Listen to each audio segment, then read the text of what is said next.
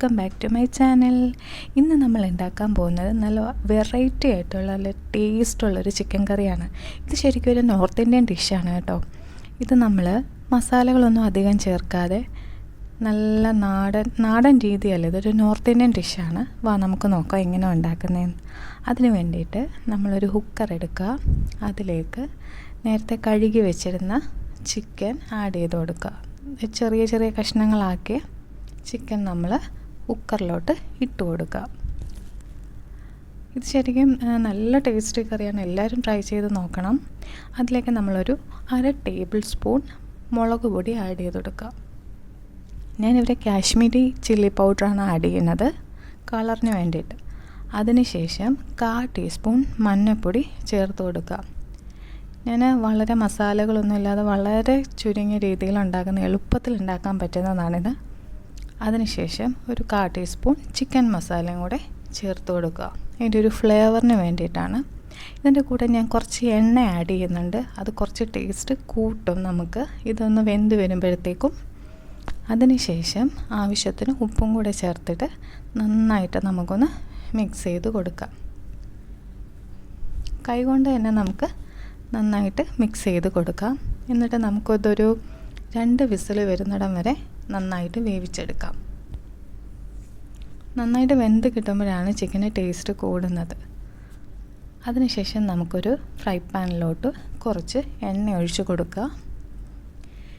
എണ്ണയൊന്ന് ചൂടായി വരുമ്പോഴത്തേക്കും നമുക്ക് ഒരു സവോള എടുക്കുക.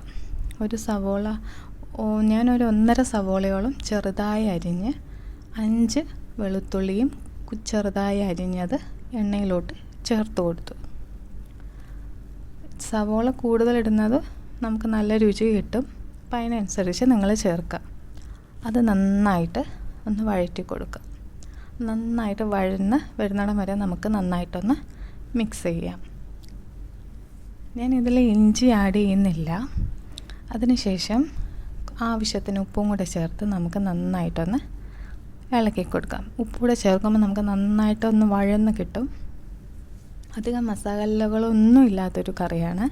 അതിനുശേഷം ഞാനൊരു 1/2 ടേബിൾ സ്പൂൺ മുളക് പൊടി ചേർത്ത് കൊടുക്കുകയാണ്. നേരത്തെ നമ്മൾ ഇച്ചിരി മുളക് പൊടി ചേർത്തിരുന്നു, അപ്പോൾ അതിനനുസരിച്ച് ചേർത്താൽ മതി.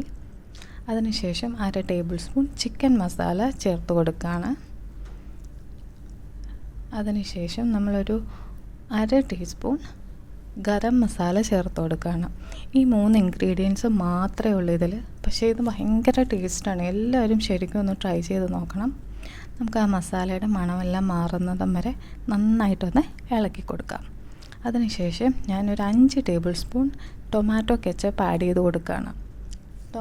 തക്കാളിക്ക് പകരം ഇതാണ് ചേർക്കുന്നത്. ഇത് ചേർക്കുമ്പോൾ കുറച്ചുകൂടി ഒരു ടേസ്റ്റ് കിട്ടും. എല്ലാവരും ഇതൊന്ന് ട്രൈ ചെയ്ത് നോക്കുക.